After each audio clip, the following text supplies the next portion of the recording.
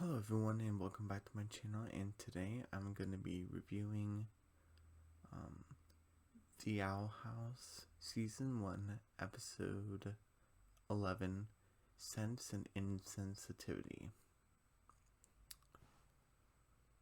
And this is going to be the beginning of The Owl House Season 1B, the second half of Season 1. So yeah, out of the three shows that I'm reviewing, this is the first one that I got to the other half of Season 1, so that's pretty exciting.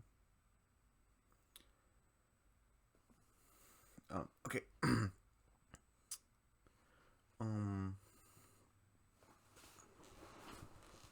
So let's begin this episode, and right here we see King, and like by a wall, and Luce puts a board. They're like in a room, I think, and oh wait, oh oops, sorry, I'm gonna leave it there. I forgot. Um, this isn't the beginning of the episode. I forgot some stuff, so I'm not gonna get to hear until later. Actually, it actually starts with Ida and King at their stand, and King is trying to sell her stuff, and it's not working. And Ida is kind of smelling some kids, and like, oh, it's selling more nerd today. And Lucy's like, oh, Ida King is so wonderful. Look over here, it's a book fair. Straight like in like 2 minutes in the episode, there's a radio flaw where Eden King didn't see that. There's a book fair right beside you to the left of you. You could just look left, and that's why people are not buying your stuff.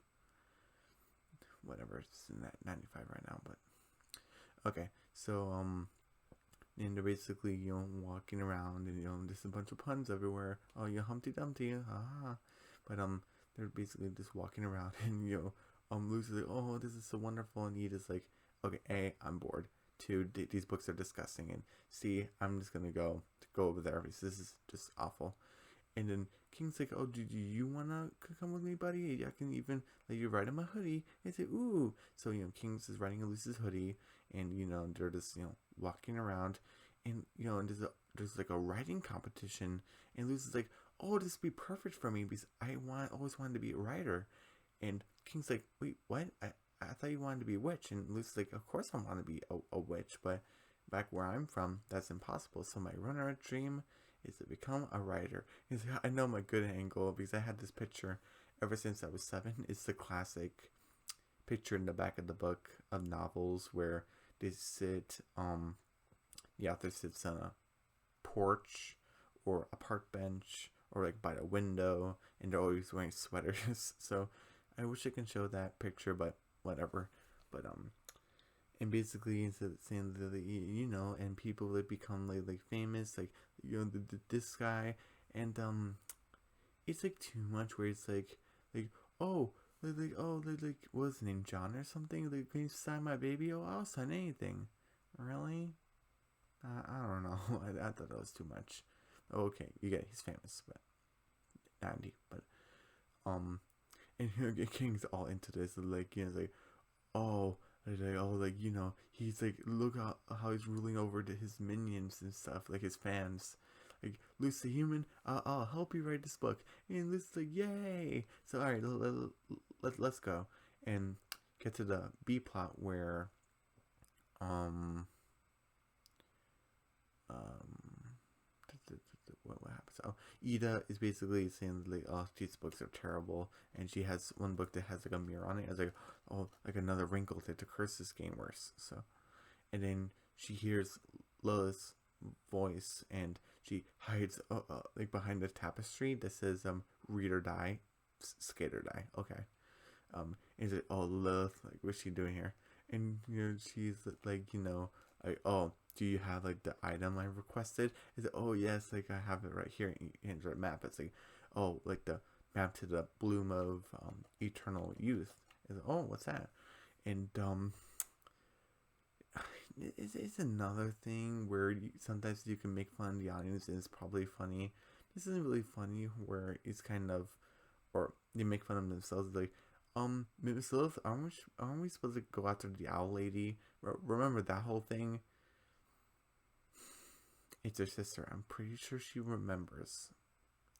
I just found that pretty stupid. Like, he's actually kind of calling us out. Like, yeah, that's what we're saying. We're just supposed to go after Ida. So, what is it at now?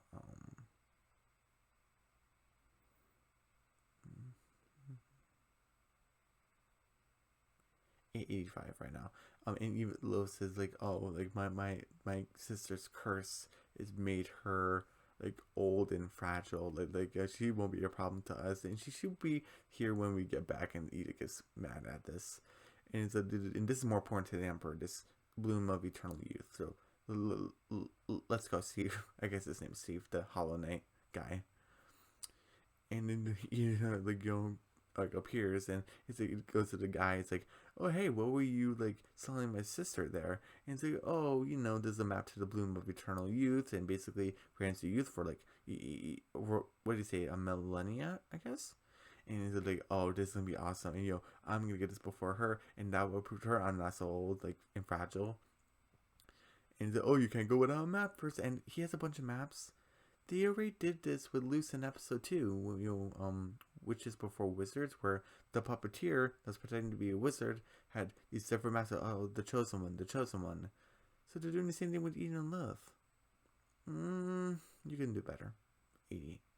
It's 80 right now. And then Ida has a big smile on her face. Again, it's glowing blue. And then then we come to here finally. And basically, Luce has this big board, placing it in front of the king, and basically saying, like, oh, let's come up with some ideas for the writing competition. And King's like, oh, I can write anything I want? Yeah, we're brainstorming. And Luce hands him, like, some note cards and a crayon for him. And, and they're both thinking of ideas. And, King wants violence. And Luke's like, oh, is that all you want to see? And he's like, huh. And he's like, I want blood. Smiling up at my face. And Luce is like, oh, I want magic and a kingdom and drama and a princess and a quest, romance, magic, shimmer tears, passion, good. And King had like evil right here, and like a dance and animals and stuff like that. Heartbreak and shimmer tears, in the in the cute anime and stuff like that, passion, and like oh, this says prince, not princess, sorry. And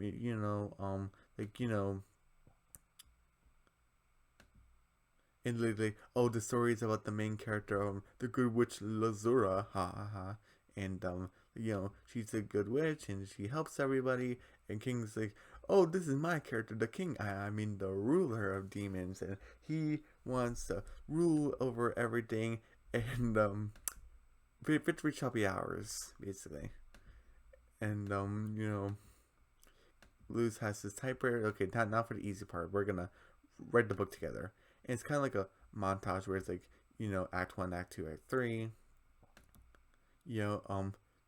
Basically there's a big poster explosion with Luzara ruler, basically, and yeah, they're high-fiving. And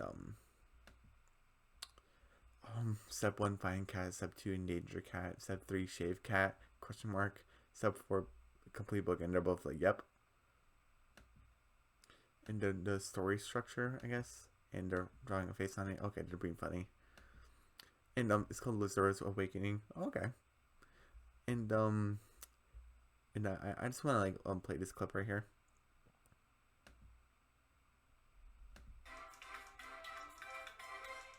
Luzara's tears fell on the frozen prince, bringing him back to life. It just feels a little unrealistic. I see what you're saying, but in your version, ruler just destroys everything.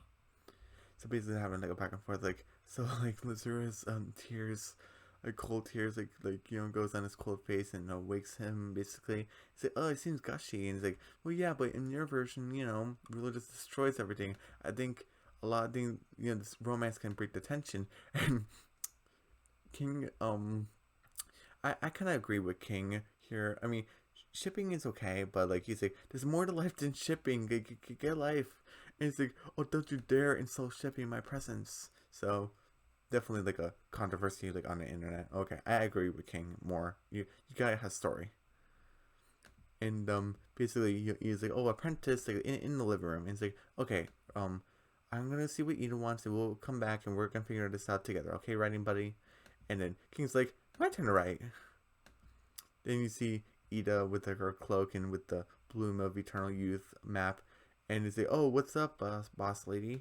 And she's like, I'm gonna be out for a couple of days, and in a with in an undisclosed place. With undisclosed intentions, and it's like no questions. It's like, okay, I said no questions. And then Lucy's like, oh, okay. And I just want to say right now, what is it at right now? The time consistency is off because Edith says, I'm gonna be gone for a couple days, but it doesn't really show going to nighttime really. So what is it now at now? Let's see, 95, 90, 85, 80, 75. It's at 75 right now because the time consistency is obviously like make a book in a day. Anyway, but Lucy comes back and she's like, like this Lucera book is like in the trash. And King's like, oh, hey, Luce, like, I wanted to make some tiny edits. And she's like, what did you do? And it's called Ruler's Reach. It's actually a pretty cool book. And it's like, what have you done? And it's like, oh, I just made some tiny edits. And she's like, Lozura dies? And it's like, yeah, what a twist. I actually did not see that coming. She's like, King, I know you're trying to help, but I think you're crossing the line. And it's like, yeah, into greatness. And he's like, don't you want to win? It's like, if this is the way you want to win, maybe you should write the book on your own. And King's like, what? And she's like, oh, well, what does she know? And the typewriter's like, what the heck, man? Learn to collaborate. And he's like, hush you! I'm gonna prove to both of you that I'm best. And goes to Grim Grub's pub. Okay, and I thought this was funny. Which one of you wants to read my literary masterpiece? Anyone brave enough? He's like, he just goes to the pub. He's like, oh, who's brave enough to read my masterpiece? My literary. They just throw him out, into the mud and throw his book, like his draft of the book.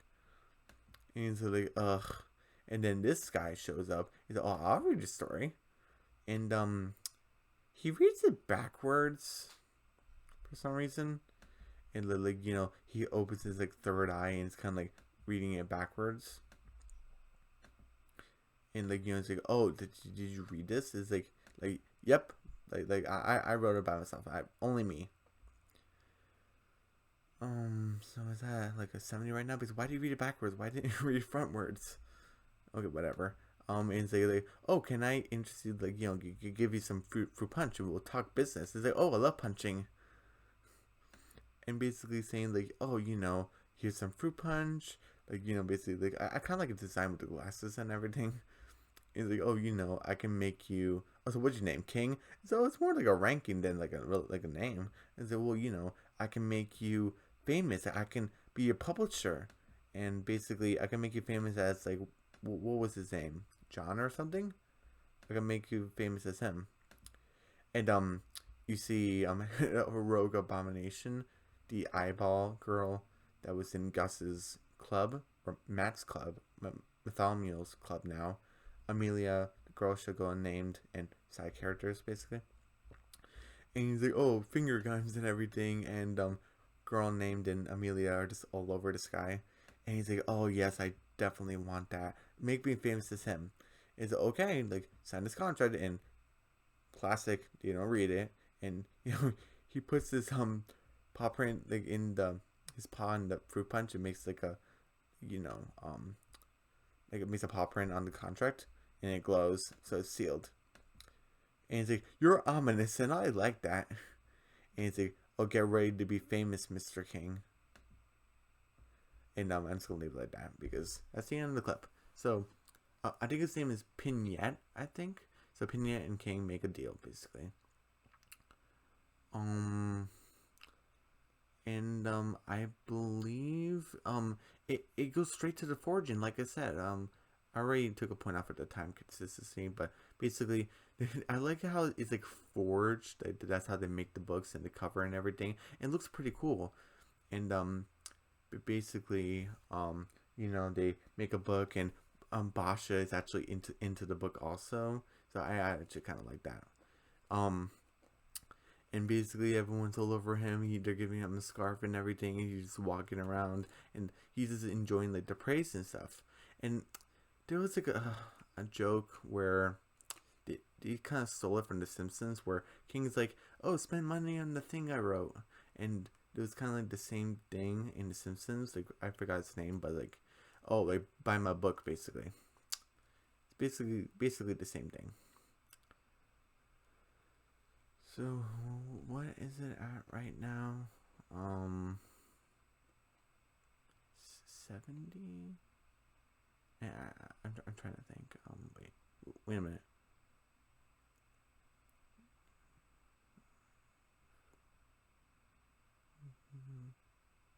Wait, 95, 90, 85,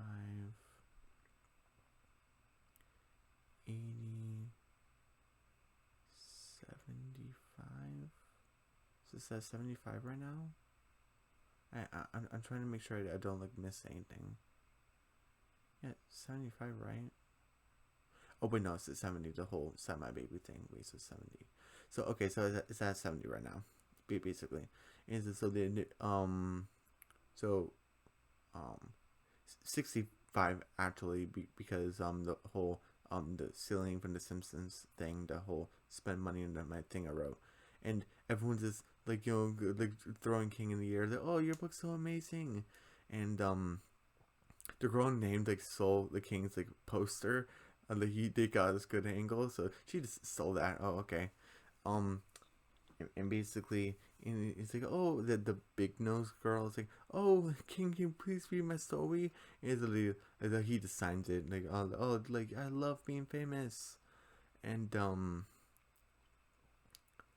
I think we get to the B plot right now. I believe, and basically. Ida like is reading the map like, oh, you go to the Minotaur statue, then you go north from here, and she hears something, goes behind the Minotaur statue, and he pulls out a fireball and the blue sword. I said in the trailer that looks pretty cool, and it does. And she goes running after to defend herself, and Love like covered in like, twigs and stuff, and it's like, oh, it's you, like oh, it's you, and Love's like, oh, I knew you come here just to be a nuisance, and she's like, oh, like whatever, And then Love's like, what are you even doing here, Edelyn? Why don't you just stay home? You're going to break a hip or something. He's like, oh, I'm stronger than you think, sister. And I'm going to get there before you. And she said, oh, no, you're not. The sister banter back and forth. And, back to King. King goes home. And he's like, Luce is writing her own story. The Lizard's Awakening thing. And he's like, oh, Luce, like, oh, everything's so great. And, I had the scarf, and it's like, it smells terrible. And it's like, Luce is not listening. It's like, hey, my publisher had a, is helping me have this book signing, and there's like a party, and I want you to be there. Basically being sincere. And Luce just shoves the invitation like on the ground, and he's, I understand, King's being a jerk. And King's like has a sad face. He's like, oh, okay, fine, like whatever. And Luce is like, man. In typewriter, it's like, girl, you don't need him. It's about, I don't want to be mad at him either. So okay, basically she's gonna go, possibly go. Then we get back to the B plot where Ida and where I said Love was chasing Ida. This isn't this episode, and basically Ida's like, hey, remember when we used to be running to the kitchen like girls? This reminds me of this. And he's like, oh, Lily, where'd you go? And this crab monster like grabbed Lily, grabbed her up and stuff. And it must have been like a sneak attack or something. And he's like, oh, Lily. And she Ida makes this big fireball and blasts him in the air. And he's like, oh, Lily's like, I didn't think you were gonna save me. And she's like, oh, stow away. We might fight, but you're still my sister. And if anyone's gonna knock you down, it's gonna be me. Kind of like gives her like the slap on the back. And Love kind of like, makes that mischievous smile. Oh, okay. And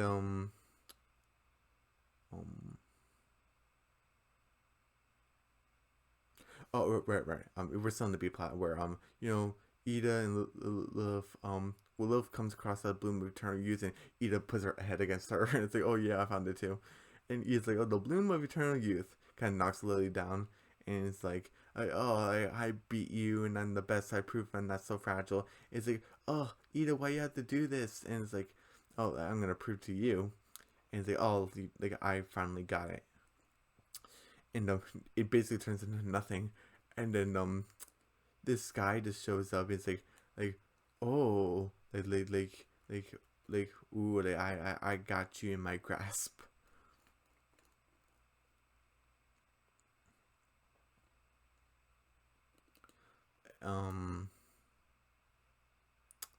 Does it end right there, or does it go back to the B plot?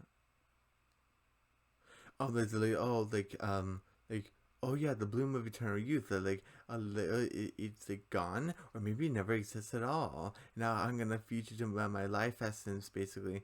And it's like, oh, he scammed us. Can you believe scammed us? And he's like, I knew it's like a 50-50 going in. And he's like, but you have to give him like credit. And Liv's like, oh, nice entrance, but like he's lacking the whole the finality of it. And he's like, look at his little shoes. And the guy, the worm, the weasel guy is like, oh, you should be cowering in fear. This is not how it works. And he's like, okay, yeah, sure, I'm a cower. And the Liv's like, oh yeah, like bow before us, or something, like before your greatness. And she puts out her staff in, and the guy becomes scared. He's like, oh yeah, this cower. Then we get back to the A plot where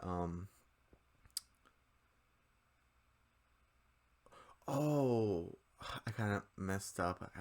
I thought that, was there like a scene before we get back to the B plot, but sorry, my bad. But basically before that happens, it's basically at the party where King, like everyone's asking King, when's your second book coming out? It's all, that's between me and my publisher. It's like, oh, opinion. It's like, oh, King, where's your book? And it's like, oh, like, is it almost done? Oh, it's actually finished right here. Rulers Reach 2. Now more swears. And it's like, he's reading it frontwards this time, thank goodness. And he's like, oh, not only you're an inspiring writer, you're also a practical jokester. Like, this is just awful. Hand me the real draft later. And he's like, what's going on? And he's like, oh, Luce. And he sees Luce there, so she did come. And he's like, oh, I can't write without her. And he's like, oh, Luce, you made it. He's like, yeah, I didn't want to be mad at your success, so, congratulations. And he's like, oh, I'm so glad to hear that because I need your help. And she's like, what? And she's like, yeah, apparently I can't write my daring works of genius without rebelling against your gushy guga or whatever. And she just blushes in embarrassment. And they're like, excuse me?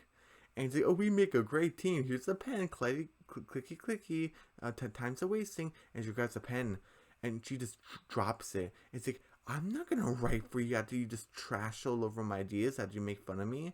And he's like, what? And you know, King, congrats on your success, your hard-earned success. And King's like, what am I gonna do? I can't write without her. And Pinyan like notices this, and then like the B plot happens. What I said before, where the guy cowers in fears basically to eat and loath. Then we come back to the Luce, and she's like kind of feeling bad and kind of looking at the Rulers Reach poster and say, oh, they got us good angle. And then Pinya's like, oh, like I heard you're an aspiring writer. And she's like, oh yeah. And then the bodyguard is basically gonna capture her. Then we get back to the B plot again, where they basically annihilate this guy. And then he's like, well, we took care of him, and the bloom of eternal youth, I guess, wasn't real. That's a bummer. And then Lucy, yeah, that is a bummer, but like yeah, but you know, there's always the upside to things, and he's like, oh great, you're gonna turn me in now. And it's like, no, not yet. He said, I want to give you a chance to come in on your own.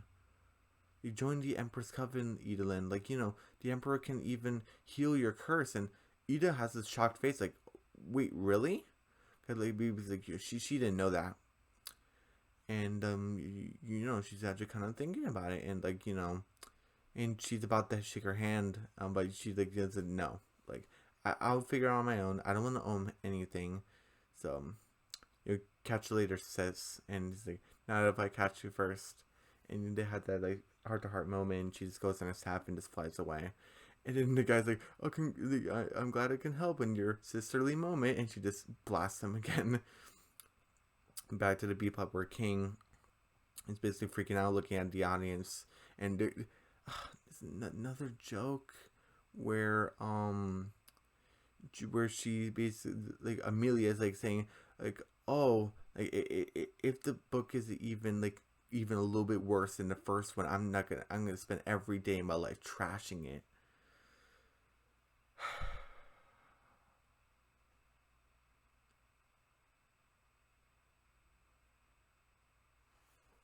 I don't know.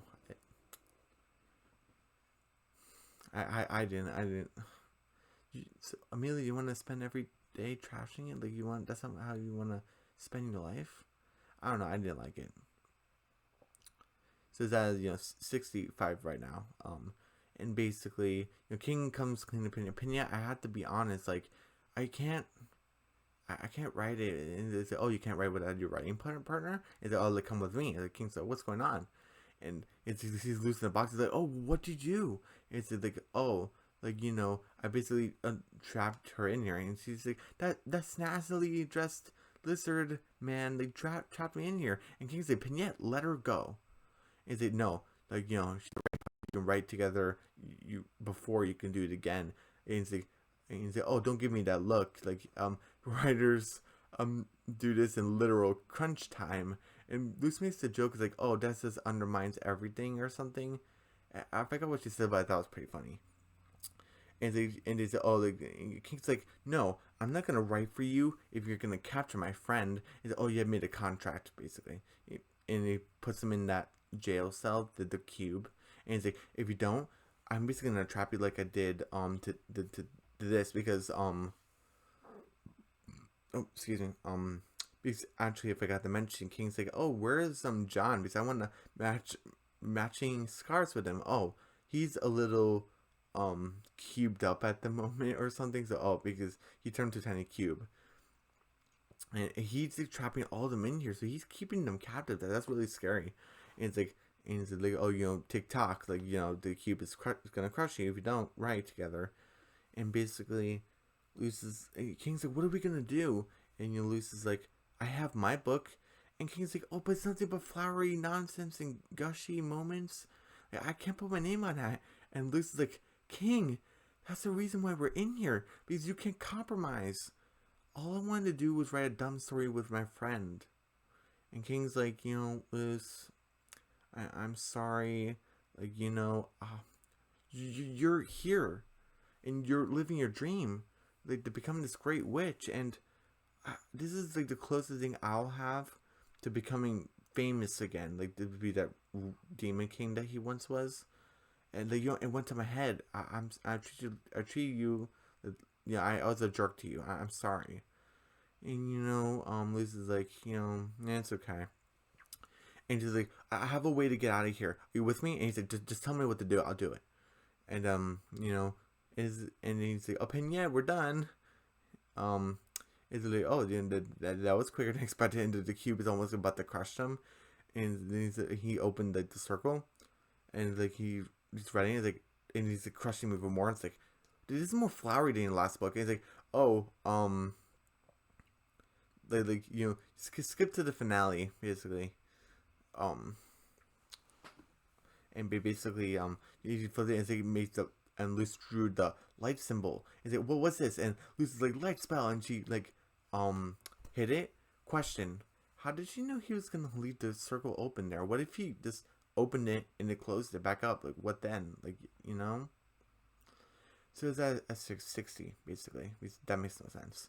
And basically, I like King's like kind of like, oh, I should have said enlightening. Skip to the finale, you find it enlightening.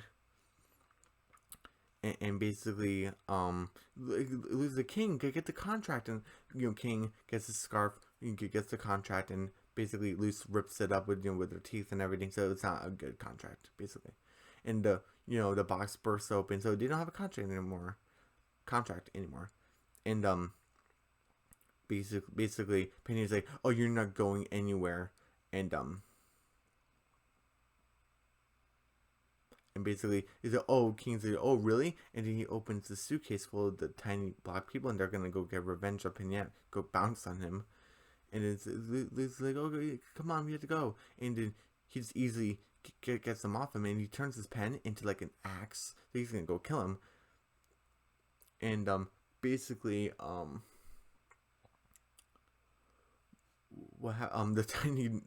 the tiny person with the big nose comes in, like, and he's like, oh, King, can you please read my story? He's like, oh, I'm not allowed to do that without consulting my lawyer or something.